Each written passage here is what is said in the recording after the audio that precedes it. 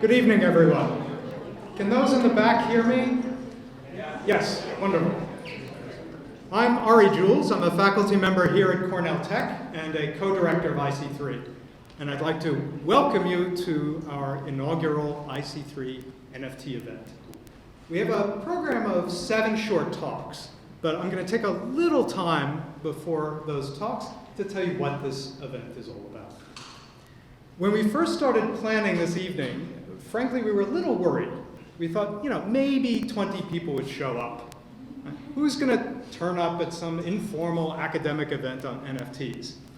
As it turned out, we had about 400 people request tickets for the event. And we had to turn away a lot of them to ensure that everyone could fit into this room. You're the lucky ones. Welcome and congratulations.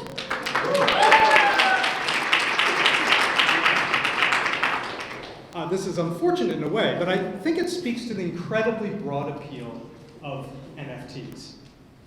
And just how broad is that appeal? There are a couple of ways of characterizing it.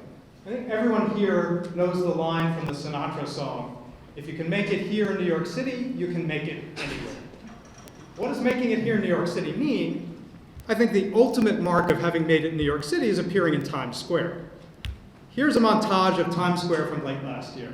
This is during a conference called NFT.NYC. It's the premier NFT conference.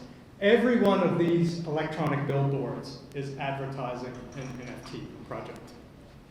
This is one way of measuring the broad appeal. Another is to note that the NFT market, in terms of volume, approached that of the global market for fine art in 2021. Now, of course, the market has come down significantly, but it still amounts to billions of dollars of NFTs sold per year. All of the major auction houses for fine art, Sotheby's, Christie's, and so on and so forth, have embraced NFTs. Consumer companies like Starbucks, which made an announcement over the past week, are making use of them. They're a cultural phenomenon here to stay. Why is that? Why are people interested in NFTs? There are a few reasons. One of them is pretty superficial. I'm going to talk about that one. And one is more substantive. Let me talk about the vanity application first. NFTs solve a fundamental problem. That problem is, how do you signal wealth and status? Suppose that you're the young founder of some tech startup, young millionaire, and you want to show how much money you've made. How do you do it? Well, the old way would have been to drive one of these into the parking lot of your startup. The problem is, these days everyone's on Zoom, and it's pretty hard to squeeze one of those Maseratis onto the shelf behind you to show it off during a call. Right? So there's a problem here.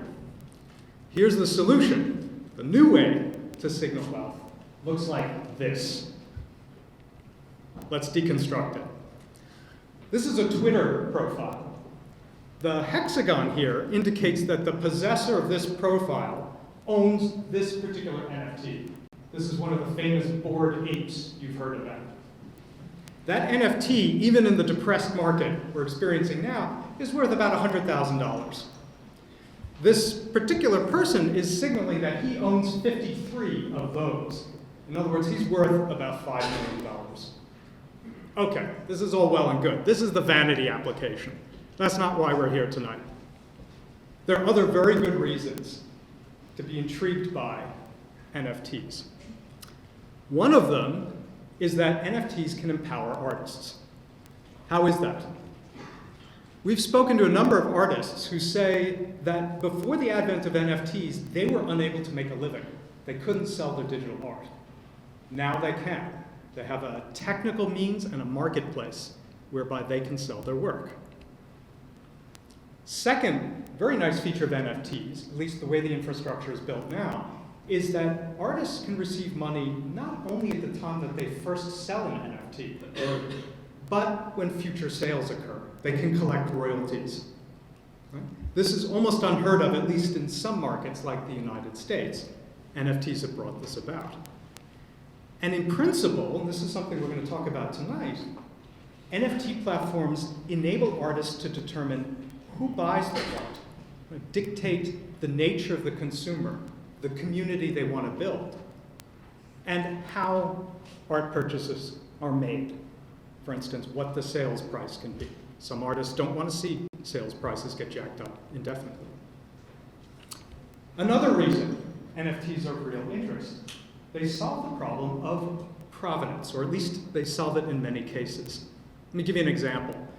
Steven Spielberg is an avid collector of works by Norman Rockwell, famous for the Saturday Evening Post works there, and for paintings of Middle America, that type of thing, very popular artist. Well, Spielberg discovered in 2007 that one of the paintings in his collection was stolen. It had actually been stolen 2 decades before from a gallery in the Midwest. As it turns out, stolen art, fraudulent art, and misattributed art is rife in the traditional world of art. But because NFT creation events and sales are recorded on a blockchain, the provenance they come with is essentially ironclad. It's very hard to falsify these things in a blockchain system. You can in some cases, but as I said, it's hard to falsify. Yet another reason, the final I'll enumerate here, is that NFTs are going to serve as a foundation for metaverse goods. What I mean by this is that when all of us eventually migrate into this thing called the metaverse, unclear what it is, what it will be, but when all of us migrate there, what form are our personal possessions going to take? A good candidate is NFTs. And in fact, NFTs are being used today to sell land in the metaverse. There's even been, try to wrap your mind around this, a boom in virtual real estate in the metaverse. Facebook has renamed itself Meta in a nod to the importance of the metaverse, and NFTs are a key component of their strategy. Okay, this is the why. Let me tell you about our program tonight. It's a truly interdisciplinary program in which we're going to talk about NFTs as art, we're going to talk about legal aspects of NFTs, and we're going to talk about the science behind NFTs. After I finish, Mukti Khaire, my colleague here from Cornell Tech, who's an expert on entrepreneurship and creative markets, has written a book on the topic and a primer on NFTs, is going to address the ever-contentious question, are NFTs art? Then my colleague, James Grimmelmann, one of the leading scholars on how the law bears on software, is going to talk about NFT licensing and its challenges. And I would also recommend the excellent blog post that he co-authored recently. My colleagues Fernanda Viégas and Martin Wattenberg at Harvard, experts on information visualization and machine learning, and digital artists in their own right who have displayed works in museums around the world, are going to deliver a talk entitled The Aura of Ones and Zeros. I have absolutely no idea what they're going to talk about, so I'm really looking forward to their presentation. My colleague Ittay Eyal from the Technion is going to talk about wallet technology, the technology that's used to control the keys that in turn control NFTs. And I'm actually going to talk a little bit about keys and NFTs in just a few minutes, their importance. But of course, this wouldn't be a gallery opening if we weren't displaying NFTs. You will have noticed as you came in, at least most of you will have noticed, this giant glass panel now illuminated in one of the front windows of this building. We commissioned that from a glassblower named Jason Mack some years ago, huge, heavy thing. We're displaying NFTs on that piece, and Phil Daian, a PhD student here about to graduate, will tell you about the genesis of this panel, which he co-designed, in fact. We're displaying NFTs on this panel, but we're not just displaying any NFTs. We're displaying 3 important types of NFT. The first is an experiment in psychology. The other 2 reflect some of the cutting-edge research that we've been doing at IC3 and here at Cornell Tech. All right, let me talk first about the experiment in psychology, for which all of you have volunteered to participate without knowing about it. Thank you very much. We refer to these as anchored NFTs. What does it mean to experience a physical work of art? Like, why do people flock to see the Mona Lisa? Well, one reason is they want to appreciate the technical virtuosity and the emotional content of this piece. They want to see how Da Vinci rendered the famous enigmatic smile. They want to appreciate his masterful brushstrokes. But these people are not appreciating Da Vinci's brushstrokes. If you actually go to the Louvre, you're going to be hard-pressed to see this painting through the 10-foot thick protective wall of tourists that you see here. So why are these people there? Why are they so eager to see this piece? Why are they photographing it? They're experiencing a phenomenon that psychologists often refer to as contagion, an unfortunate term in light of the recent pandemic. But the idea here is that when you have a physical encounter with an object that is famous or important in your view, or a person, it rubs off on you in some way. And it can have a transformative effect on your life. Many of these people will remember for the rest of their lives that they were in the same room as the Mona Lisa. The question is, can you replicate this experience with a digital work of art, like an NFT? After all, most NFTs are just digital files that anyone can download and view on any device. Like this NFT, one we're displaying this evening, you can download onto your phone, and you can view in more or less the same quality that you'll see it on our display. So it would seem like a meaningful physical encounter is impossible. This thing is disembodied in cyberspace. But is it? Here's what we're doing. We have this NFT displayed on our gallery panel. An important thing to remember, I mentioned a little earlier, is that NFTs are controlled by cryptographic keys, so-called private keys.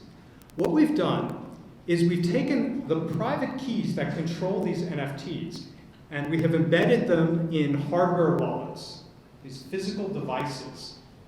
The key for this NFT is in a wallet that we in turn have mounted on the display. What this means, and we refer to this, by the way, as an anchored NFT. What this means is that when you stand in front of the display, you know that you are in physical proximity to the very key that controls the NFT.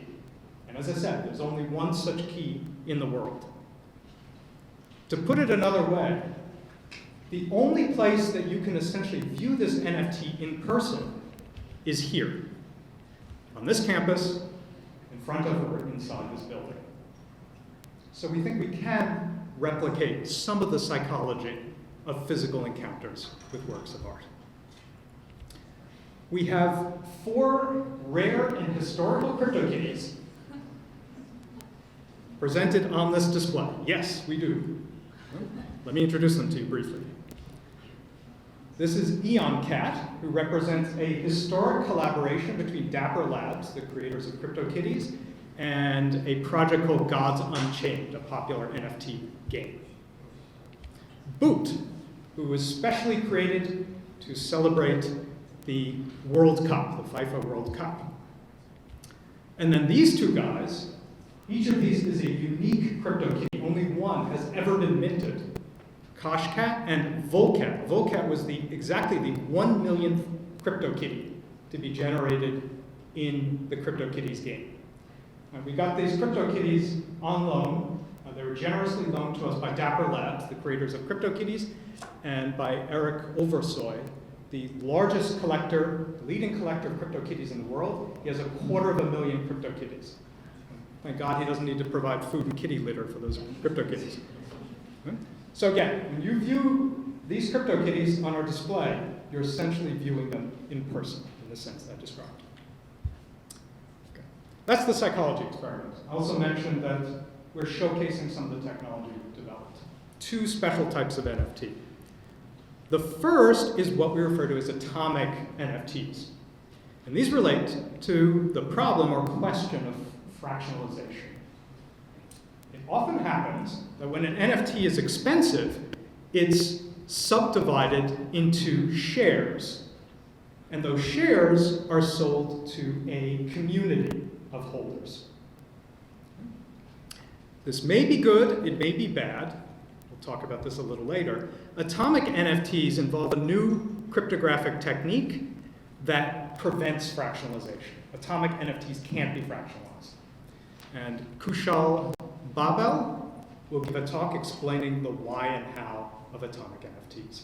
And we're displaying some atomic NFTs on the display I talked about a little while ago. The final type of NFT on display reflects work in a project called Candid NFT. Right? And this addresses the problem of NFT scalping.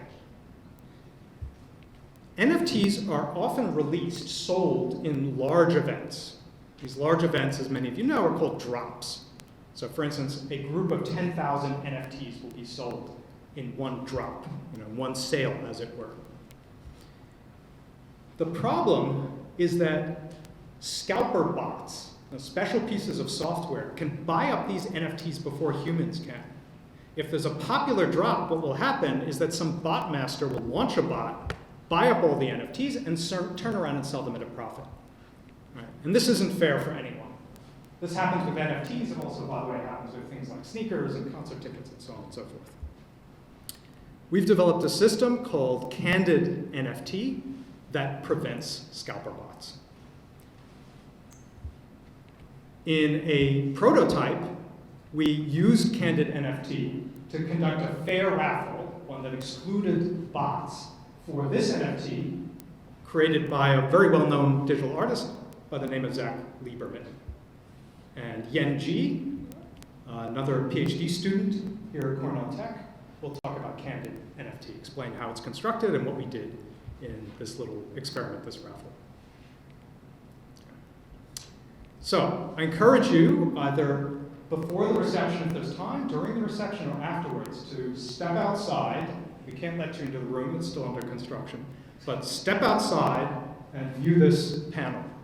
Meet the CryptoKitties in person and see the other NFTs.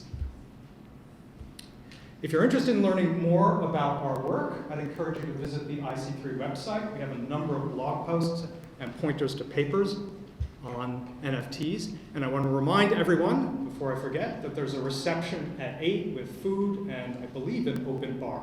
So stick around for wonderful conversation and comestibles. Finally, let me say that putting on even a small informal event of this kind involves a huge amount of legwork, especially creating those atomic NFTs. I would like to thank the IC3 staff, students, and friends who helped make this event possible. A couple of these students stayed up all night, actually, working on this event. And I'd especially like to give a shout out, I don't think she's here at the moment, but especially like to give a shout out to Juana, our tireless admin who handled all the logistics for this evening. I hope you find this evening interesting and instructive, and most of all, I hope you enjoy yourselves. Thank you.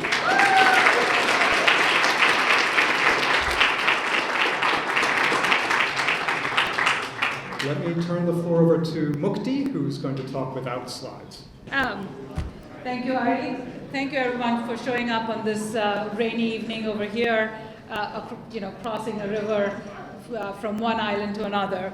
So as Ari mentioned, I'm Mukti Khaire. I am a faculty member here in the business school side of Cornell Tech, which is a multidisciplinary campus, graduate campus here in Manhattan of Cornell University.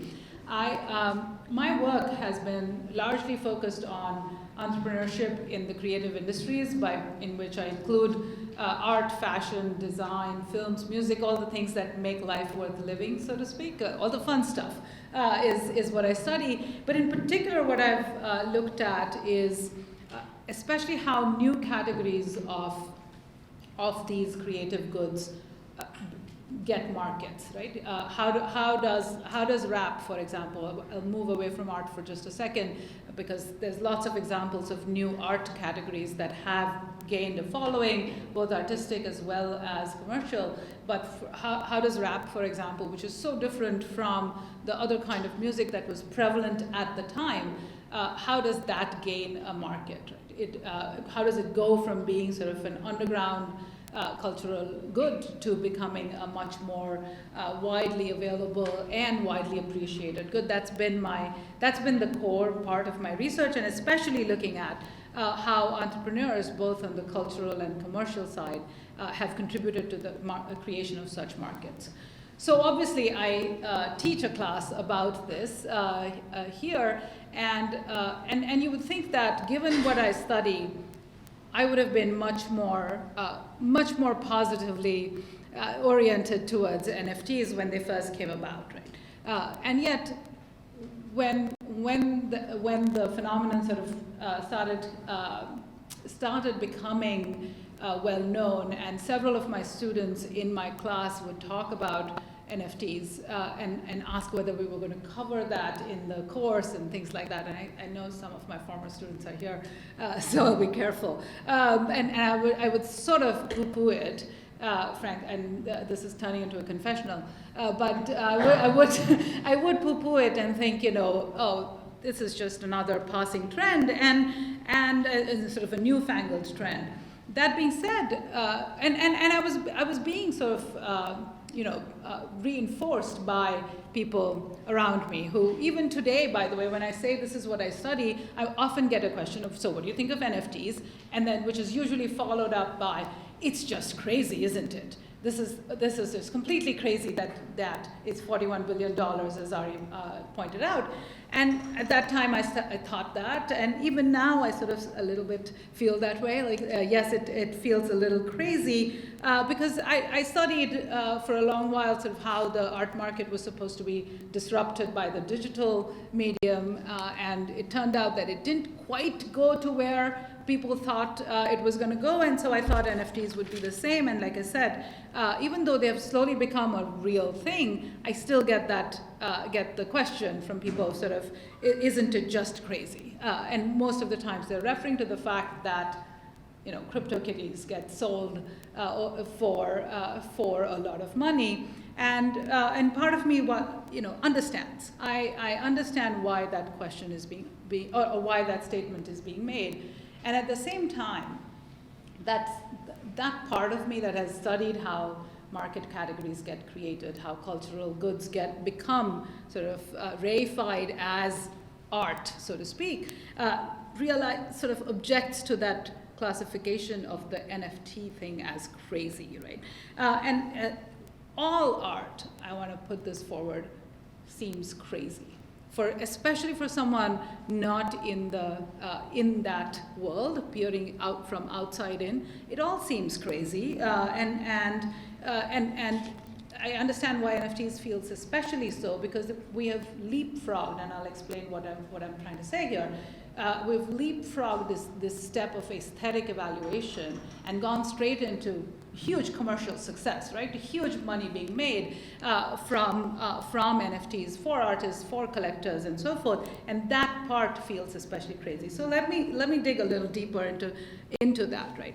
So let's take abstract art. Let's take specifically a Rothko painting, the red square over a yellow square on a rectangular canvas. Trust me, many of us have looked at that or any other abstract painting and thought, I could have done that. Or my 3-year-old can paint that, or some such version of that. Fun side fact, when I first saw that, and I thought I could do it as well. It's not true. It's not easy to actually paint that way, but that could be my skill. It might be that someone with more skill and talent than I possess could actually recreate that and recreate more complicated artworks too, and yet those won't be considered art in the same way that a Rothko would. And so, and the reason for this is what sociologists of cultural goods, sociologists of the art market, including sort of the pioneering researcher Howard Becker talked about, which is that art is not just paint on canvas, right? Art is actually the result of a whole art world deeming something, or what he calls consecrating something, as art. And what is that art world? That art world is a set of people and entities of which artists, the actual sort of creator of the art, has very skillfully transferred paint onto canvas. what makes it art is the art world. The people around, the entities of sort of critics, reviewers, even commercial entities, galleries, auction houses, even collectors. Those are the people that sort of set out conventions of what should good art look like. They evaluate the art by those criteria that are sort of intersubjectively agreed upon, right? Everybody agrees on what makes good art, whether it's originality, whether it's the skill, whether it's sort of a really novel kind of way of thinking, and that has been transferred into a physical artifact. Those conventions are familiar to us. We sort of apply those, and then we learn about it in school, elsewhere, and that's what makes something art. Then that further gains, that aesthetic value then gains commercial value in the art market, and the sort of eye-watering prices that artworks fetch come from that. What has happened in the NFT world, what you see is that the reverse direction seems to have happened. That leapfrogging has happened where first somehow everyone has attributed a lot of monetary value to NFTs. Without that aesthetic evaluation and appreciation, there isn't an understanding of what are the criteria that are being applied to see whether this is good art or not, and so forth. And I think that's what will make art. So is it crazy? It feels crazy right now. Are they art? I think they are. It will require that ecosystem of entities, critics, reviewers, cultural and commercial entrepreneurs. And that I do know that for sure new criteria of evaluation will need to be generated, standards will need to be defined, and we already have means of authentication, as Ari pointed out, and I think the moment is ripe for creating that ecosystem that can consecrate NFTs as art. It will think impressionism. That's exactly what happened. Dealers, critics, so commercial entrepreneurs, cultural entrepreneurs come together to create meaning and to construct the value of art, and hopefully that's what NFTs will get to. They're getting there. It will need the work of all of these entities. And I can take questions. Or one question is what I can take one question. Yes. Or I will be hanging out at the reception, and I can talk to people there. Yes. What was the aha moment for the NFTs, like becoming? So that's a great question. What was the turning point for me to go away from sort of poo-pooing NFTs to thinking about it more seriously? Part of it was talking with Ari and the IC3 group for sure, where I understood some of the things that in the ways in which NFTs can actually empower artists, the actual creators. And then really I did a sort of an introspective moment of why am I dismissed? Like, I'm sure everything got dismissed. We all know the Impressionists got dismissed at the very beginning. The thing that is happening is that we're used to seeing new kinds of art start off with struggling artists, like not being able to make any money, nobody's recognizing them, and so this feels very weird, and therefore lends itself to the feeling of this is just a newfangled fad. And I think that introspection and talking with the people who are looking at on the technical side of it really made me realize that. Great question. Thank you.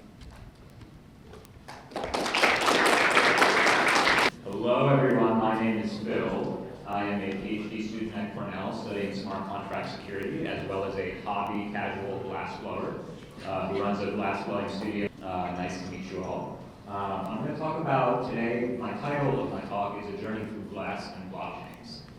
So I'm going to rant at you a little bit about glass, and I'm going to rant a little bit about blockchains, and then I'm going to rant a little bit about glass and blockchains, and hopefully I'll finish before the 7 minutes is done, and you get your time back. All right, great, so let's start with glass, because that's the first word in my talk title in lexicographical order. A Journey Through Glass. I started blowing glass in college. I watched a movie, which I recommend everyone here who enjoys glass, who likes the material of glass, and who's curious to learn more, also check out. This movie is called Degenerate Art, the Art and Culture of Glass Pipes. And it's about kind of a rogue art-making movement in America, which started in the 60s following the Grateful Dead around all of their festivals, and making these really ornate pipes. And it was at first a bunch of kind of burned out hippies just trying to get from place to place and kind of feed themselves. But they started doing this more and more, and then actually what ended up happening is they built a community of glass artists who began innovating with new types of materials. So in the 60s and 70s, we had the advent of Pyrex or borosilicate glass.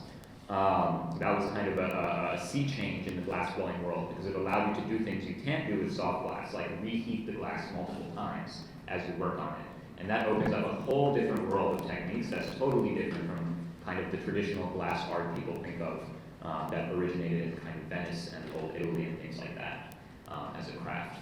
So this movie is basically about the culture clash between these pipe makers and the traditional glass artists in the art world, who essentially didn't consider them legitimate artists, had a lot of stigma around kind of the origins of this work, and things like that, which then gave these kind of, I guess, renegades a little bit of a chip on their shoulder, and they needed to just kind of push things harder and harder until they started making art that was kind of irrefutably several generations ahead of what was being made in the traditional art world. And eventually now the two worlds are kind of one, and there's a lot of collaboration between kind of borosilicate glass, which broadly kind of encompasses the American garage glass art movement, as it's called, starting in the 60s there, and soft glass, which again kind of dates back thousands of years.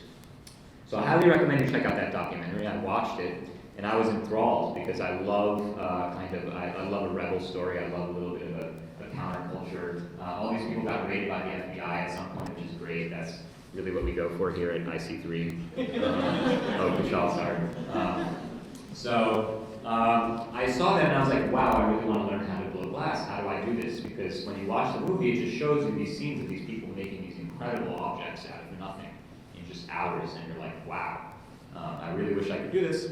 And I looked into it, and it turned out learning how to blow glass, it's hundreds of dollars. You need kind of safety equipment. You often need to travel to a hub of glass blowing somewhere like Cornell in New York, or Eugene, Oregon is another one, or there's several others kind of across the United States. And then go to a fancy glass university program or vocational school where you learn from masters. And to have this be worth your money, you really need to already be pretty good at blowing glass, because what you want to learn are those kind of tips to take you to that next level. So I got a little bit discouraged, and I went on with my computer science degree and forgot about glass entirely until I saw a Craigslist post that said, glass blowing class, $60, 2 hours, BYOB, in my garage. And I was like, wow, this is the coolest thing I've ever heard. I have to find this guy. So answer random Craigslist posts. It often leads to a complete detour in your life in very meaningful ways. And I ended up meeting, someone I respect and really admire more than anyone out here, which is Jason Mack of Mac Glass. He's the one who we commissioned the piece from outside that we're displaying our NFTs on. He taught me how to blow glass for 3 years. I ended up going to kind of do it on my own after that. So you saw the piece, right? It's kind of cool. What is it? It's a handmade set of glass panels made out of industrial glass, designed to kind of mimic the style of this building, which is very industrial and kind of machine-produced, although a lot of things in this building are actually handmade. And kind of handmade in America, a piece that we could use as a canvas to kind of give that sense of awe. We knew we wanted it to be big, and we knew we wanted it to be impressive. So this was the original drawing. You can see there were these glass cubes supporting various TVs throughout the structure, which were supposed to kind of be home to programmable visuals and things like that. We ended up scrapping this design, which was one of the many initial sketches, because, can anyone guess why? Yeah, glass is heavy. This is like 8,000 pounds of glass or something like that when we do the math. So that wouldn't really work.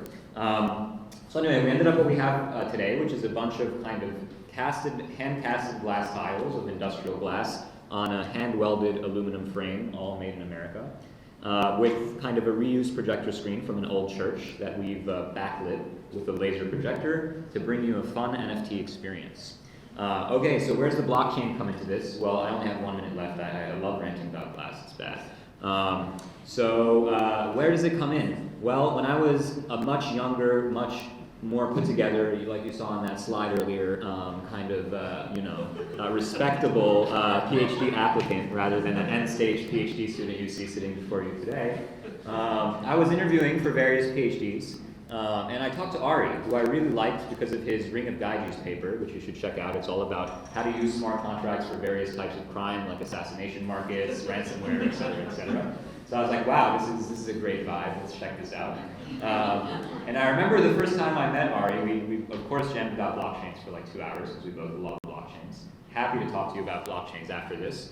And he was like, at the end, he was like, let me know if you think I'm crazy. Blockchain art. And I was like, no, I don't think you're crazy at all. And did one of my characteristic rants like I'm doing before you here today. And we talked about glass. I showed him some of my glass. We talked about Jason's glass. I was like, we should talk to him. Hence the birth of this piece and this gallery. As I was putting together the rest of the gallery, whenever you're kind of making a space for people to come in, the theme always just comes to you. And I think for me, this gallery and like the kind of installation around it is, and that's my timer, I'm a bad boy, the summation of the last 6 years of my life work, which is kind of the ethical tension between technical utopia and dystopia that we all kind of have to face and reckon with as technologists, especially ones that are so privileged to be sitting in a building like this today with all of these wonderful people here. So hopefully it's a little bit thought-provoking and makes you think about the technologies we build and also the amazing future they promise us, but also the care we need to exercise in deploying them, especially in such a complicated world like we live in today. So that's what I'm thinking about as I end my PhD. Thank you for listening to me rant. Happy to talk about the piece, the gallery, anything like that. Hang out after, check it out. It looks great in the dark. That's all I have to say. Thank you, folks.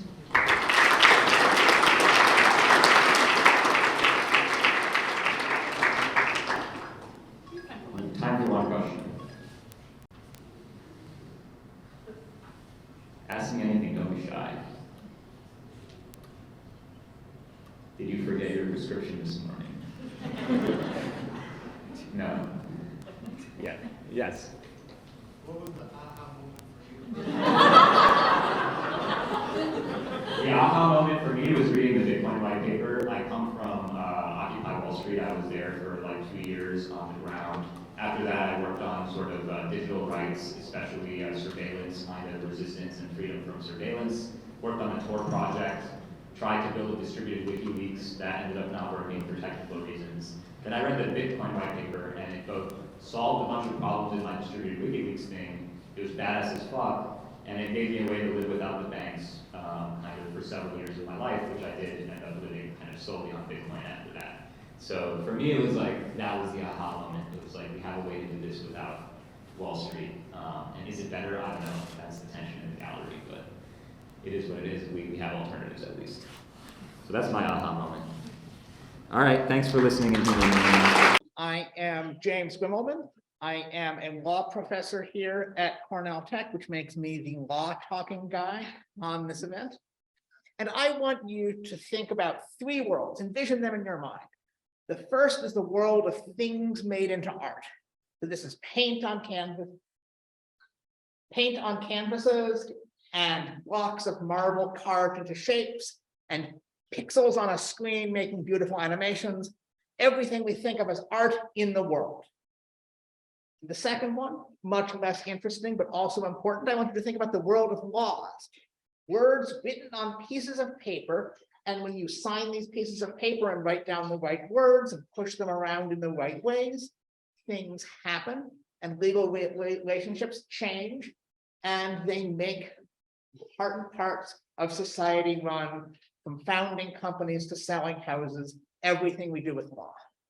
And the third one is the world of blockchains, even harder to visualize, distributed networks around the world, immutable, distributed ledgers, record information digitally in a distributed way. And I want you to think about how hard it is to tie these 3 worlds together. We have spent thousands of years tying the world of things and the world of law together to make laws that actually govern the world. And to make art tied together with those pieces of paper, that's an accomplishment that's taken centuries. We have centuries worth of copyright law telling us how it is that you sign these pieces of paper and push them around in the right way to give particular people ownership of this book. To say you can screen this movie under these circumstances, to say you can reproduce and distribute it on screens around the world. That's been the work of many, many lawyers for a long, long time. And these pieces of paper have known problems. Sometimes the pieces of paper go missing, and then you can't figure out who owns the art. Or sometimes the pieces of paper say things that are confusing or contradict each other. And then you have to sort out, what do they really mean? What actually happened? Sometimes people forge these pieces of paper and make them up. Or sometimes they write the same words and give them to two different people. And now you both claim to own this painting. So using the world of blockchains to control the world of art by way of the world of law seems like a way to solve some of these problems. That if you have to use your private key to sign a transaction, then people can't forge the documents that say they own this art. And if you have to use the private key, the ledger will check that you're not double spending the NFT that represents a piece of art. So you can't give it to two separate people at once. So they can solve some of these problems. But when you go from 2 worlds to 3, you add other problems, things that are difficult to solve. Instead of lost pieces of paper, you now have to worry about lost keys. If you can't remember those bits, then your ownership record becomes trapped on the blockchain. You can't do anything with it. It's harder to recover from than if you're missing a piece of paper document and you can just get the legal system to recognize that should issue you a new one. And how do you keep the world of things in sync with the world of the blockchain? What if I give you this painting on my wall and I forget to transfer the NFT to you along with it? And now we have 2 of these worlds that have fallen out of sync. Or what happens in cases of hacks and frauds? If somebody hacks my computer and gets into my private wallet and they use my key to sign a transaction, transfer this NFT to someone else. And everyone I talk to has an answer to this last question. They know exactly what should happen. It's just that half of them say, well, this is a traditional legal problem. And of course, the person who is the victim of that theft is the true owner, and the thief owns nothing, and they can get it back. And the other 50% say, well, of course, the blockchain is right, and you should have guarded your private wallet more carefully. And of course, they can't get it back.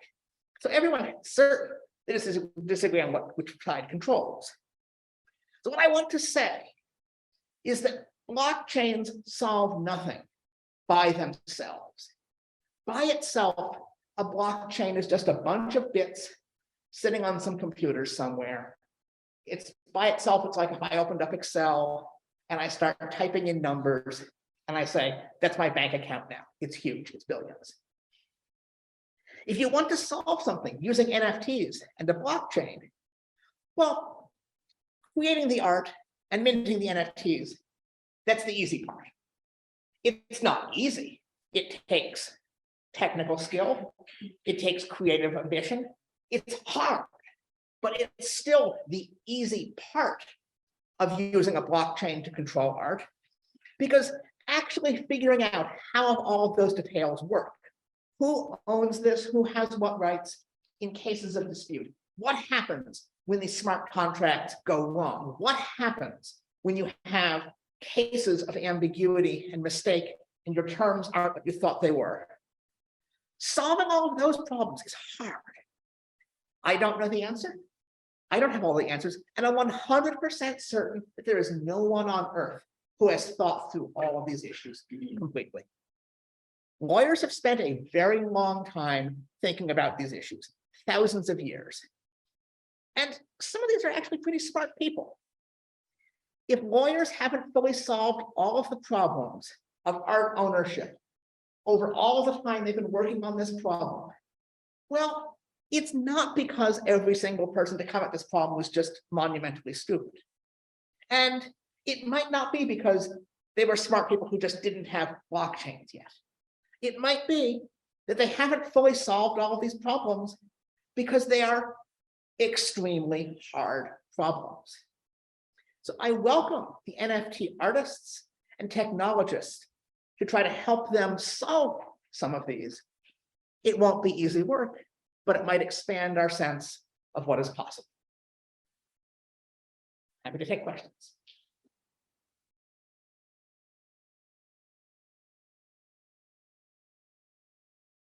Yes. I read your paper on smart contract and figures. So I what does ambiguity of smart contract means for NFT? So questions about ambiguity of smart contracts for NFTs. And the kind of ambiguities I'm thinking of are what happens when a blockchain forks or when the protocol changes. Ethereum just went through an amazing, complicated shift from proof of work to proof of stake that took an immense amount of agreement in the community to make this work. But what happens if some dissidents say, we don't agree with this change, we're sticking with an old proof of work style Ethereum blockchain, and we'll just keep on doing our transactions there.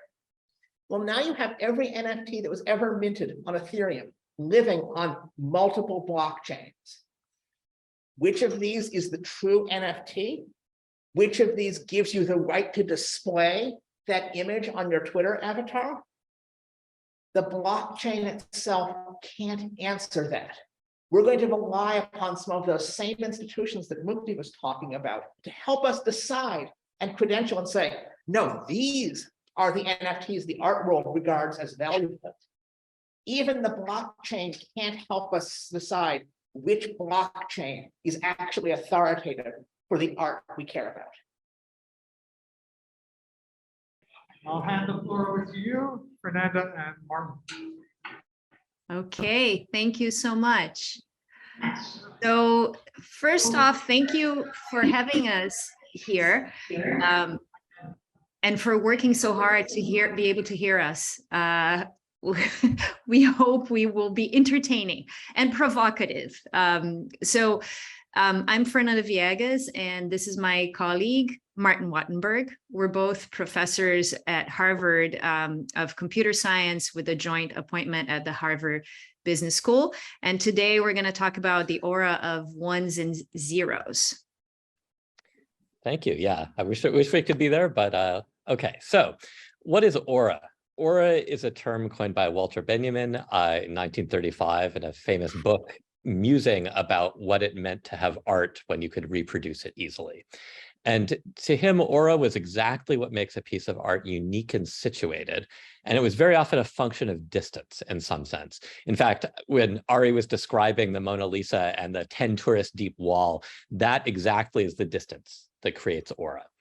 Now, I have a personal memory from the world of internet art in the 1990s, where I spent some time, that there was a lot of worrying among artists about the aura of digital art. And to some extent, this was about making money, but also it was about what makes it art. Next slide. And so what we'd like to talk about today are some of what are the NFT's artistic affordances? What does it offer to artists, and what can we do with this new medium? And we're going to do this by really talking much more about history than NFTs. Next slide. So an analogy for me is something called form art.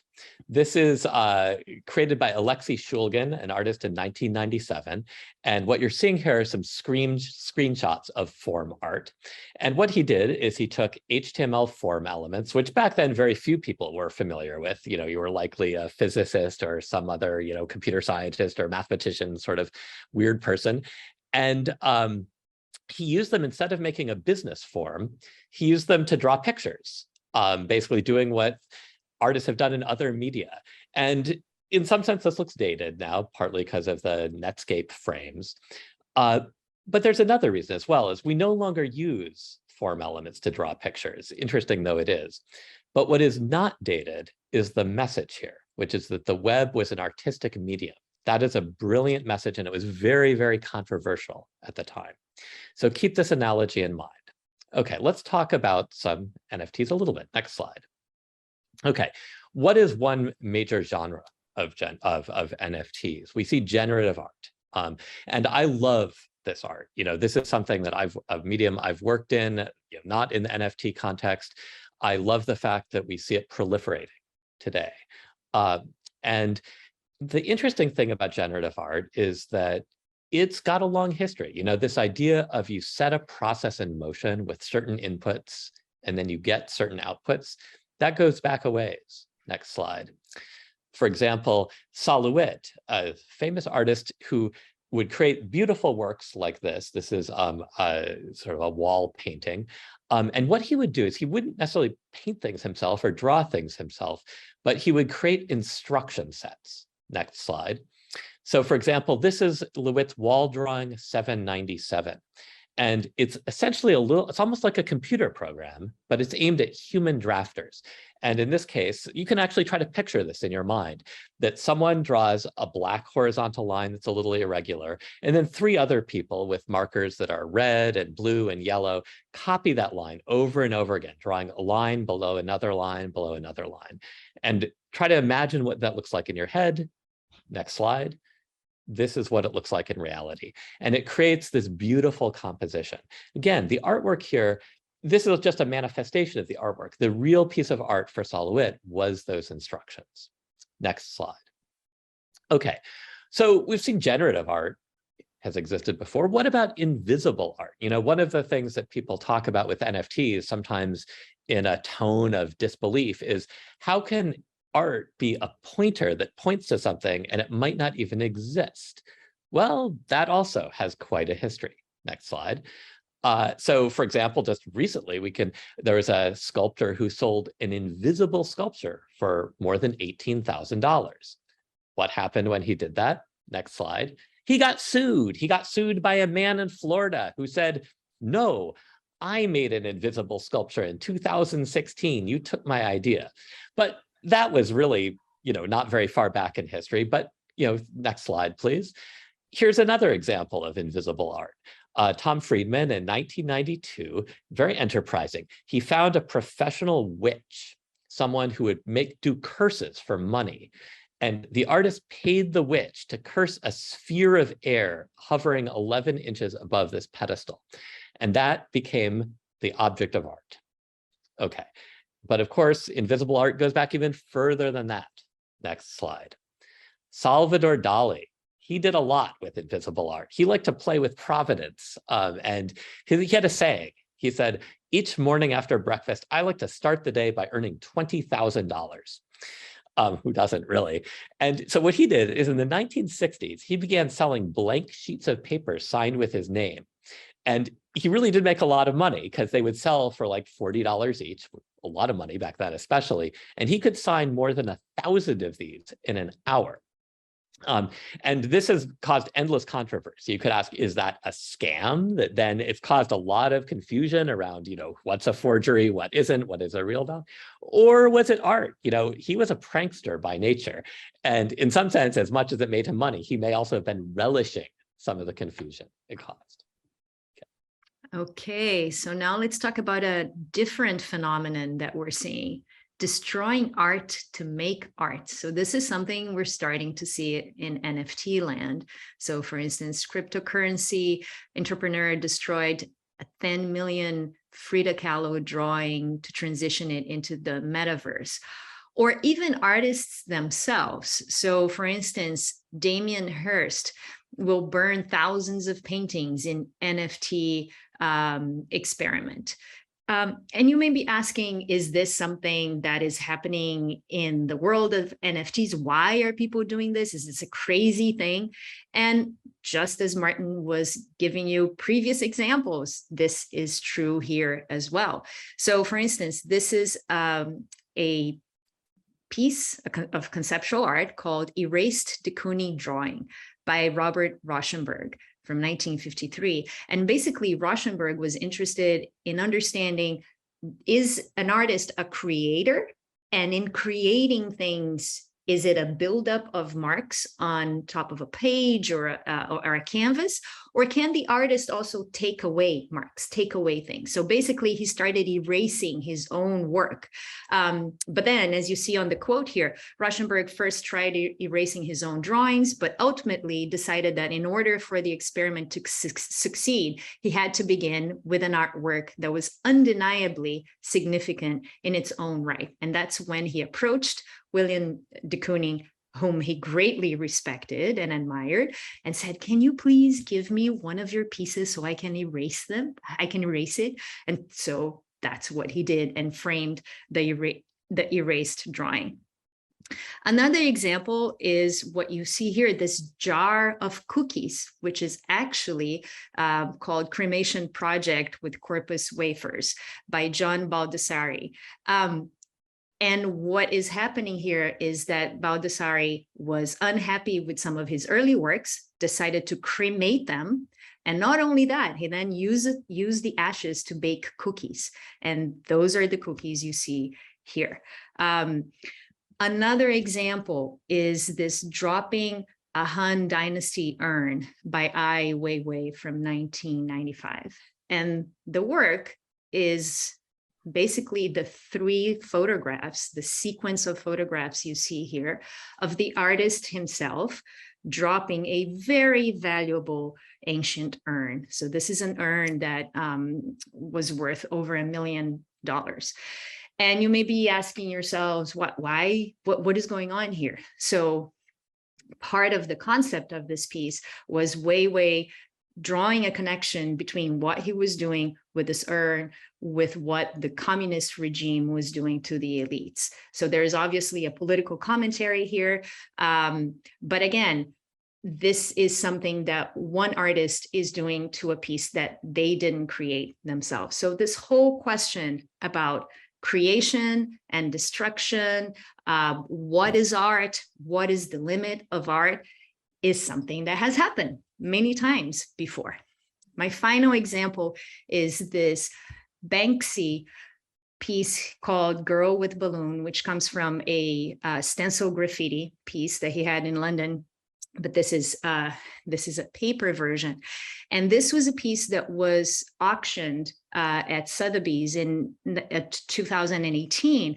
And moments after, the auction was over and the painting was sold for over $1 million, the painting started sliding down its frame through a shredder. So it got halfway shredded, which is what you can see on the right here. And this is something that the artist himself put in as part of the frame. So again, the concept is not new, maybe a new medium to play with, but the concept itself exists. And finally, this final piece here where Piero Manzoni canned his own poop. And guess what? We saw the same happen last year, 2021, with NFTs. So have we reached peak copying conceptual art? And this is something, just to take a step back, it's not just something that is happening with NFTs. This tends to happen anytime we move from traditional medium to a new medium. For instance, when photography came around, artists who were interested in photography and understanding what is this thing that makes pictures, it turns out they felt that they needed to have photographs that resembled paintings because that's what they were familiar with and what their audiences were familiar with. When the printing press came out, people felt that books needed to look like the manuscripts that monks would create. Because again, that's what we're familiar with. So I think part of what you're seeing here is this going back to what's familiar. Okay. So yeah, back to the analogy with form art. So I would argue that much of NFT art today is like this form art in the sense it is brilliant, it is importing ideas from other media, but to me, the real question is what is the future going to look like? So next slide.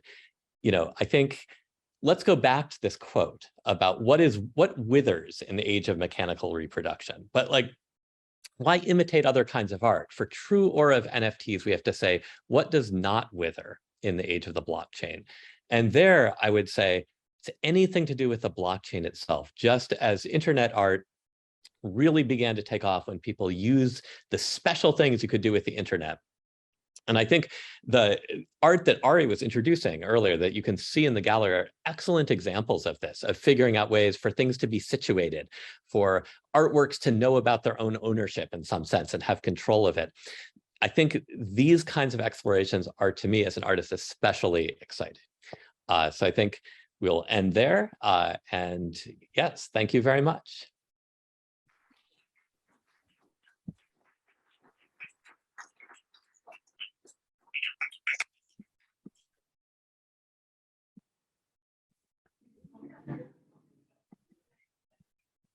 Somebody wants to ask a question, I think we can relay it to the speaker.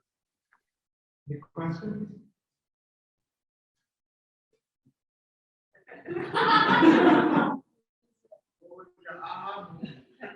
We have a surprise question here.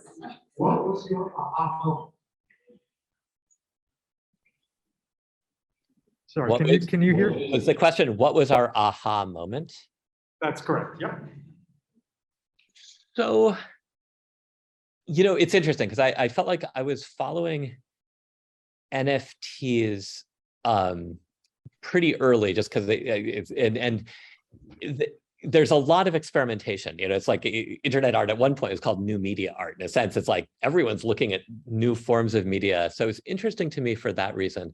But the aha moment was watching artist after artist that I have huge respect for start working in this medium. And then the thing that I noticed is I felt like I was seeing just on Twitter even, people posting more and more stuff. And so my aha moment was there's something about this medium that is causing more of the art I like, specifically generative art is where I sort of start from. I'm like, the fact that it is making more of this happen is really interesting to me, and I like that. I don't know, Fernanda, would you?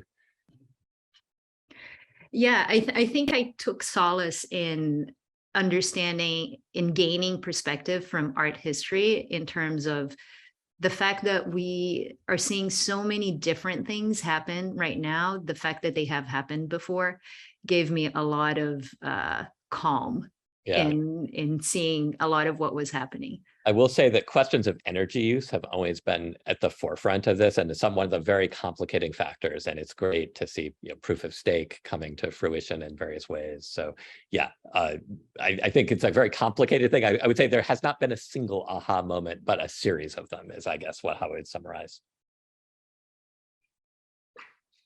Okay, thank you very much. Hello everyone, my name is Yanji and I'm a PhD student at Cornell.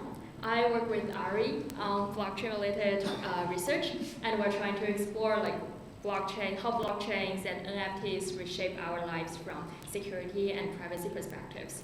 And today, I'm excited to talk about how we can achieve NFT fair drops with decentralized identities. So, as Ari has already introduced a little bit on NFT drops. So an NFT drop is basically a release of a collection of NFTs. And usually before the drop, the project team will make a public announcement. For example, this is a drop ongoing, and it will clearly state the exact date, time, amount of NFTs in the collection, and also the price for each NFT in the collection. For collectors to get prepared to participate in. However, this enables scalper bots to exploit drops. This is pretty similar to online drops of concert tickets and sneakers of limited editions as well. So basically, creating a scalping bot is not that hard. Think about the process you make an online purchase. So all you need to do is simply to make a few mouse clicks to select the item you want to purchase and fill in your payment information. And this whole process can just be automated by a computer program, or in other words, we call it a bot. And this is mostly similar to the bots in the NFT markets as well, except that for different user interfaces. For example, you need to go through wallets like MetaMask. But bots can actually make purchases way faster than human behavior.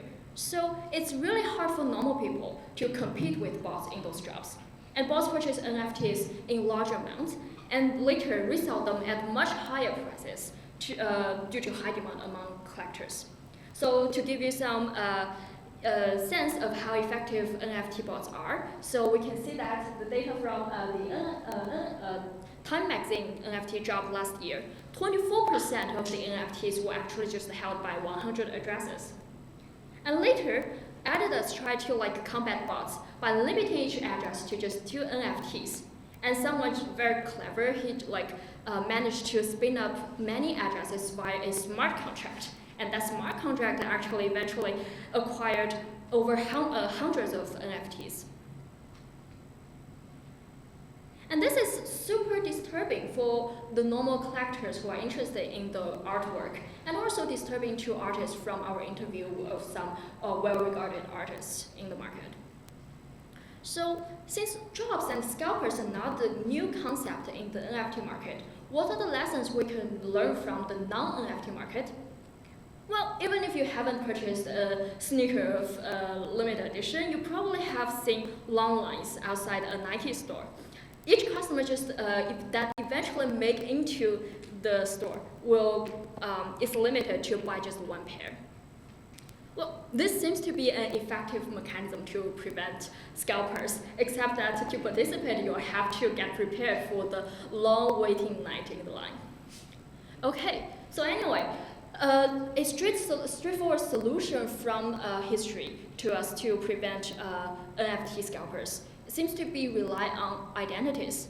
And basically, instead of requiring collectors to physically present their identities to NFT project teams, we want to establish identities in the decentralized blockchain world. So we call this established identity decentralized identity. And basically, we have an authority known as an issuer.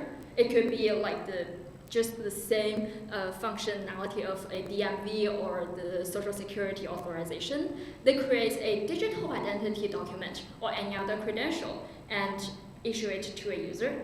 Then the user can use the credential to participate in NFT drops. Unfortunately, we will be able to enforce one NFT per person policy. However, there's still 2 technical challenges in this workflow I just described. First, decentralized identity systems don't exist yet. So there's no meaningful credential issuer in this workflow. So take the Social Security Administration in the US as an example. It's not likely that the Social Security Administration is going to act as an issuer for decentralized identity cards anytime soon. And then another challenge is privacy. So blockchain is all about bringing people that don't trust each other into one marketplace, transact with each other, and make applications. But identity documents usually involve privacy-sensitive information that you don't really want to share with people you don't trust. So if an NFT drop requires you to reveal your identity information to the whole network, that sounds super terrifying, right? So to address those 2 challenges, we utilize a cryptographic tool called Privacy Preserving Oracle. This technology originates from our research group, and there are basically 2 main protocols achieving this goal, namely Khaire and Deco. I'm not going to go into details of how these protocols work, but the key point here is to note that those tools enable me to prove what my social security number is to a third party without modifying existing, for example, the SSA website.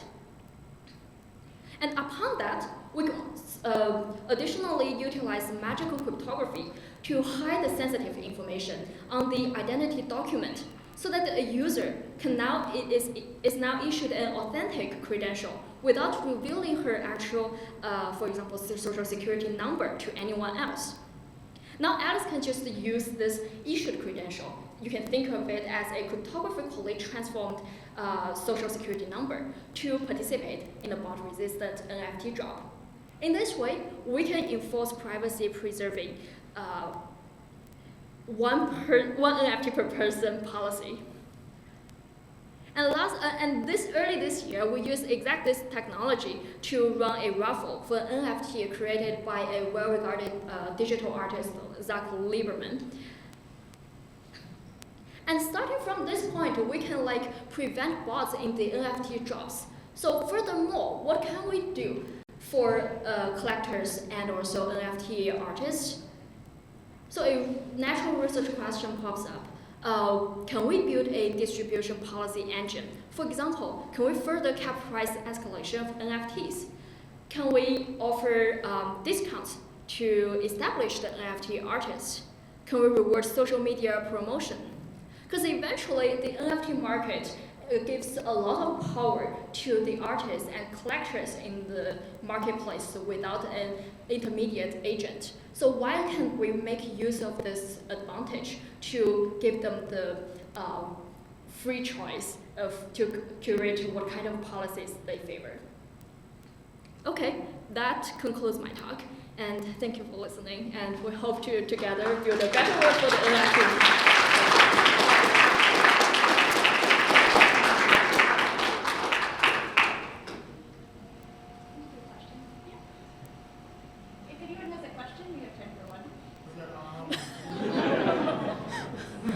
Thank you for the question. So, well, a short answer I think is still honest way.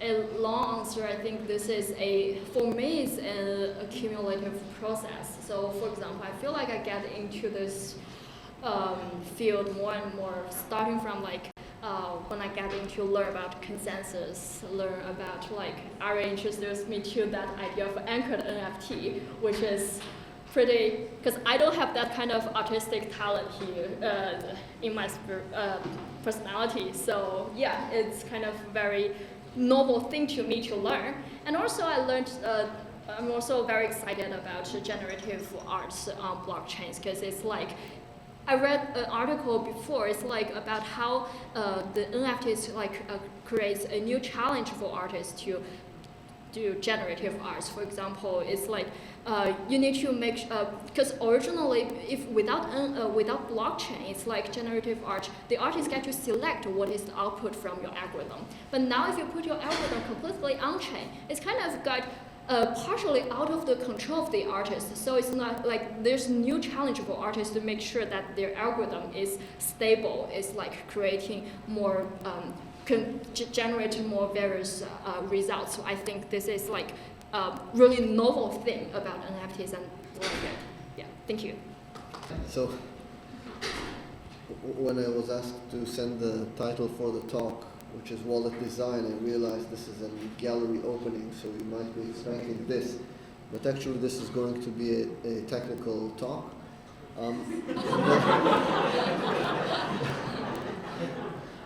There's a famous quote usually attributed to Mark Twain, that history doesn't repeat itself, but it often rhymes. And what we see with research on blockchains is that it often rhymes with previous research, but it's really not the same. And we see this in consensus in getting all the machines running the system to agree with each other. We can't rely on majority like we used to with centralized systems.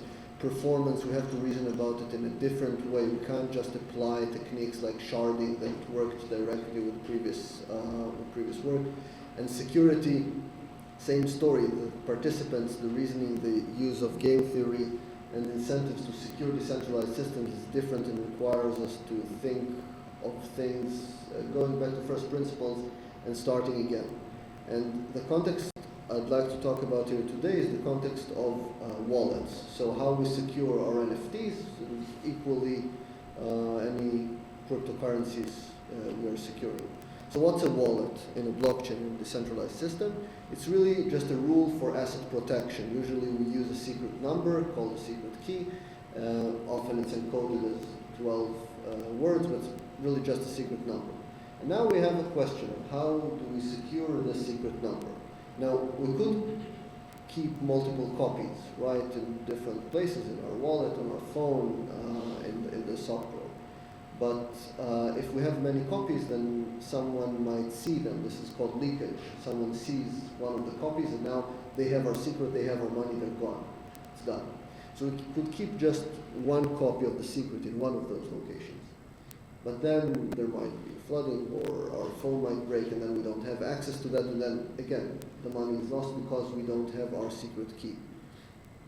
And it can also be stolen, so if we had just one copy in our phone and the phone was taken from us and we don't have the key and someone else did. So actually, just this simple taxonomy is something new. Not to say that it's very deep, but apparently it wasn't necessary before we had to secure huge amounts of money with a secret number. So we use more elaborate rules. So rather than knowing a key, we say let's have the blockchain require us to know 2 out of 3 keys, or 2 out of 3 keys and also 1 out of another pair of keys. It can become elaborate.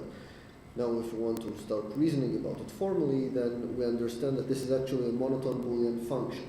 A function because the wallet depends on how many keys we have.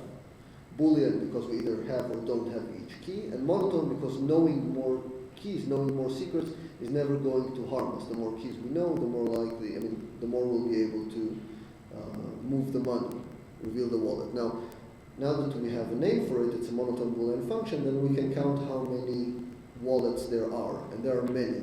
So this is called the Dedekind number. Dedekind was a mathematician at the end of the 19th century, and he thought about this abstractly. And we see that as we increase the number of keys, the number of possible wallets we can design grows very quickly.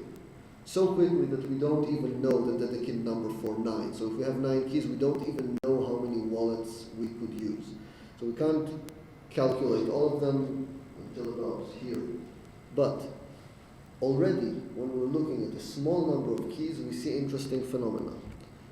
One example is this slide you saw in Ari's presentation in the beginning. This is what happens when we have 2 keys.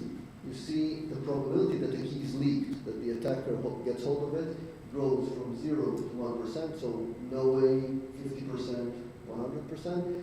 And on the y-axis, this is the probability of key loss. So no key loss, 20% of key loss, and so on. And we see that if we have 2 keys, the best one, if there is no key leakage, then we should use both keys, because the attacker is never going to be able to get them. But if the probabilities of loss and leakage are fairly small, then the actual best wallet, if we have 2 keys, is to just ignore one of the keys and use just one. Which is non-intuitive, and we only reach it if we formalize it and think about this carefully.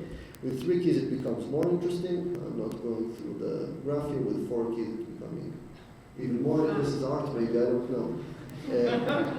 So here's the big lesson here, though. In this context, quality is more important than, the other way around. Quantity is more important than quality. You see here the number of keys growing from 1 to 7, and I calculated the optimal wallet for you for every number of keys. And you see that the probability of losing our money drops exponentially. This is a logarithmic scale, so it drops very quickly. And this is with only loss. And here is the same surprise we saw earlier, but for more keys. You see that as we increase the number of keys, we get better security when the keys can be stolen, but only when we switch from an even to an odd number. 5 or 6 keys, just the same security. Big bottom line is this. It is better to have more keys with not so great security per key than to have fewer keys where each key is much better. So this is not only against your intuition maybe, but I know of big institutions, think large banks, that keep a single key underground in a well-guarded vault, where we see here from a quick analysis that it's better to actually have several keys even if each of them is slightly less secure. Now, if you want to play with this for your own enjoyment, this is the result of an IC3 hackathon about a month ago, I think, where you can just feed in the number of keys that you like and the probability of each type of fault the key will get, and it will produce for you the optimal wallet. Everything runs on your own machine. zero information goes from your device to any server, so you're not revealing any information. You can also try to guess what wallet might mean. It will calculate the success probability of the wallet for you.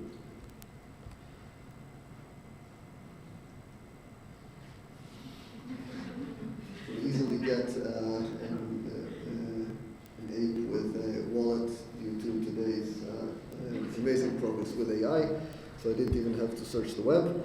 In summary, blockchains bring about new challenges almost everywhere they touch. You saw this, everything from legal to art to the tech side here. The client security calls for formal reasoning. Our devices are not secure enough for the kind of risks that we get with cryptocurrencies, NFTs, and cash. We can do an exhaustive search when the number of keys is small, otherwise we have to go to heuristics. I will not get into this here. And we saw some surprises for optimal wallets, even with a small number of keys. This is not the end of the story for this line of research. If you're interested, I'll be glad to talk about it more. What happens when there are probability dependence between the keys? What happens when we throw usability into the mix and we don't want to use so many keys? There are new questions there. And with that, I conclude. Thanks very much.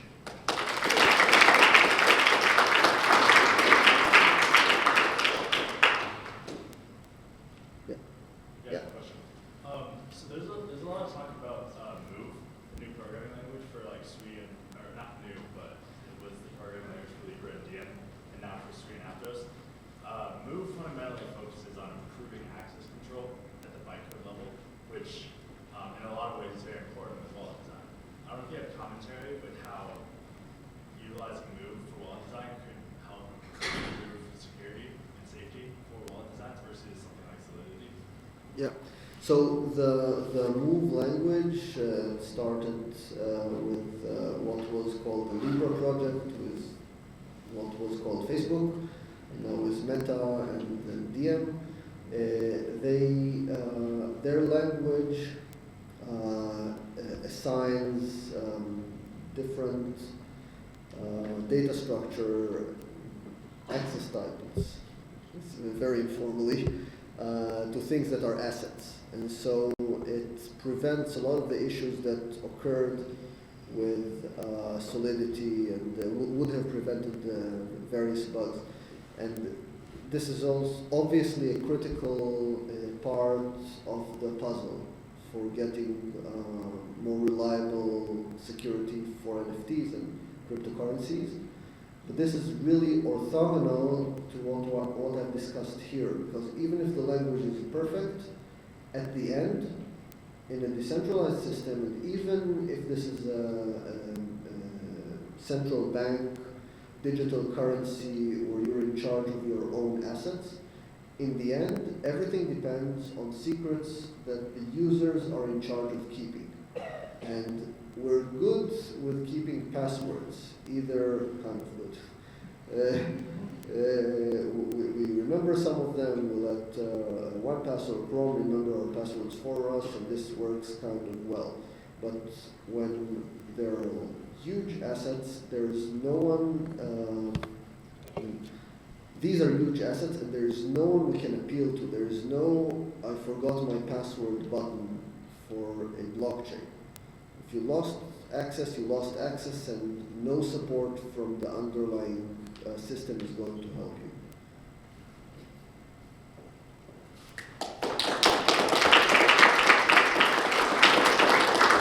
All right, we're live. So this is going to be the last talk of the evening, and it's going to be slightly technical talk, but I'll promise to keep it short and high level. So this is about the science behind atomic NFTs. The atomic NFTs are the NFTs that you'll see when you walk out at the corner of this building. And I'm going to talk about the science behind the atomic NFTs. All right. So more importantly, the atomic NFTs basically address the challenge of fractionalization. What is this challenge? So consider this example where you have this dog which is now very famous, the Shiba Inu breed, thanks to the cryptocurrency Dogecoin. So this group of people, which is a smart contract-based organization called Pleaser DAO, they bought this NFT for $4 million in June. And they really likened this NFT to the Mona Lisa because this NFT represents a decade worth of revolution in blockchains. And what they did afterwards is they basically fractionalized this NFT into multiple tokens, and the sum total of all those tokens is $225 million, give or take. As you can see here, the NFT is really fractionalized into different pieces, and there's a lot of money to be made in this process. Now, fractionalization can be sometimes good, but maybe sometimes not. For example, we have talked to some artists, and they really don't like this fractionalization. For example, when you have this piece of Mona Lisa, would you like if it were fractionalized into different parts? Maybe not.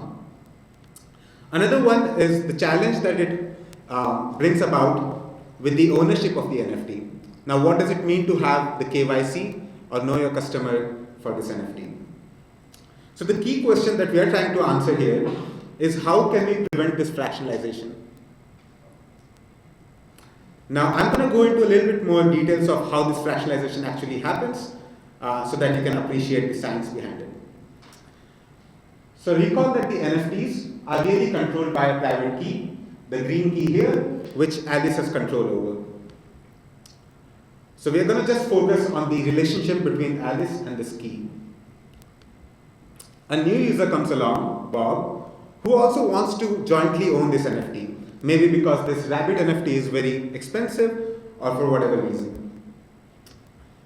What they do is basically they take this green key and fractionalize it into two parts, the yellow key and the blue key, such that no person has complete control over the green key, but if they come together through a cryptographic pact, they can actually reconstruct the green key. And it's not just limited to two people, as I mentioned before. There can be a whole organization of these people. And maybe some people that you don't want in that organization, right? The key thing here is blockchain, that is the smart contract, does not know what these people are, who these people are, how the fractionalization is happening. All it sees is the final green key that these organizations are putting together through this cryptographic pact. So the question is, how can we prevent fractionalization? The answer is atomic NFTs that you'll see outside. It's a very fresh project, although the ideas are have been in the making for the last few years, but we have minted the very first few NFTs as of yesterday. So the key idea behind the atomic NFTs is that the owner of NFT proves direct and complete knowledge of the private key that controls the NFT. The question is, how do you prove such knowledge? I'm just going to give a brief teaser of this technique. You can talk to us for more details. So Alice has the control over green key. What she can do is basically move over this key into a special resource, which can be some TEE or some cryptocurrency miner. And then this special resource can actually prove to the blockchain, without revealing the key, that this resource has complete control over the key. You keep seeing this word complete knowledge. In short, we call it CK. As I mentioned, the atomic NFTs are deployed on Ethereum. We are very happy about that. These are the contract addresses, if you want to explore that. And this is the website. My friend and lab mate, Daian, will talk more about the website and the artwork behind the NFTs. And yeah, this is just some details about if you want to explore the code and all of that. And with that, I want to hand over to Phil, who will talk about the artwork behind the atomic NFTs. Happy to take any questions as well. All right. This time I have two things. We'll let that guy back on the stage. Who said that? All right, apparently apparently I can't even get to the website. How do I do it? Chrome. All right, so check out this website, NFT Atoms, nftato.ms, because we're cool. No, it does not have SSL yet because I was too lazy to set it up, and this just got finished right before the gallery.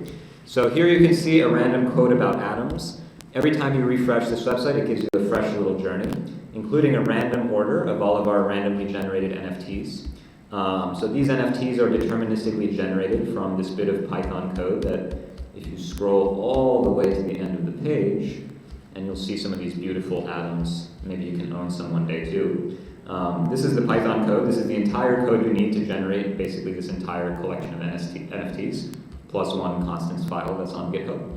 And it deterministically, using this super secure random seed here, which you shouldn't read, basically generates all 200 of these NFTs. How does it do that? Well, it basically picks two random functions using a deterministic random number generator, samples random points on there, and then samples a color. So when you look at an NFT, you have here basically elements, and these are pairs of RGB triples for each color that's involved in each orbital of the NFT, as well as the entropy that generated the path for each orbital down here. So together with these two lists of numbers, you can generate each NFT by just calling the function getImage over here, using those parameters. And you can generate all these parameters again from our deterministic random number generator. So these are atomic NFTs. We'll have more info about them coming soon. I think they're pretty. You can see them here, you can see them outside. They have different numbers of orbitals, so whether you like the ones more with one orbital or like 7, that's a personal, artistic, aesthetic preference, but let me know. All right, thank you very much.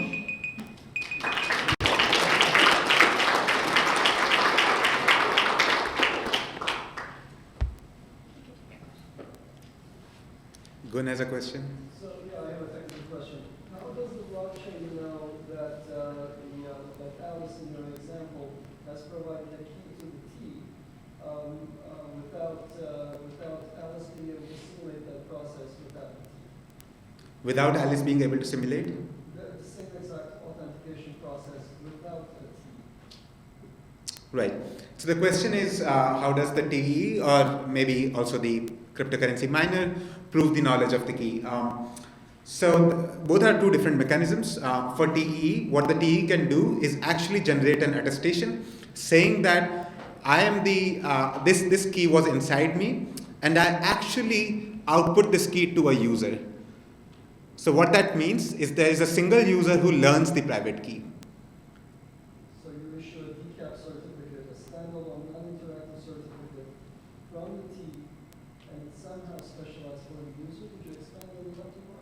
Right, so it is not specialized for a user, but it is specialized to a policy which basically outputs the key to a user. But it can be generic across all the users. And the more interesting case is the cryptocurrency miner, which basically generates a zero knowledge proof using sigma proofs. So you can have basically the cryptocurrency miner basically solves a proof of work puzzle, and you kind of embed your some proof about the key. We call it, it's basically a variant of Schnorr proof. So you embed it inside the proof of work puzzle, and the cryptocurrency miner then posts the zero knowledge proof on chain, which is verified by the smart contract. I'm Sarah from IC3. So that concludes our talks for the evening. Thank you all so much for our speakers.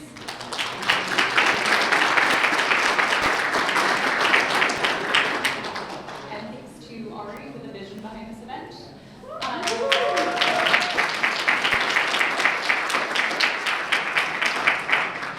And as always, to IC3's partners, without whom none of this would be possible.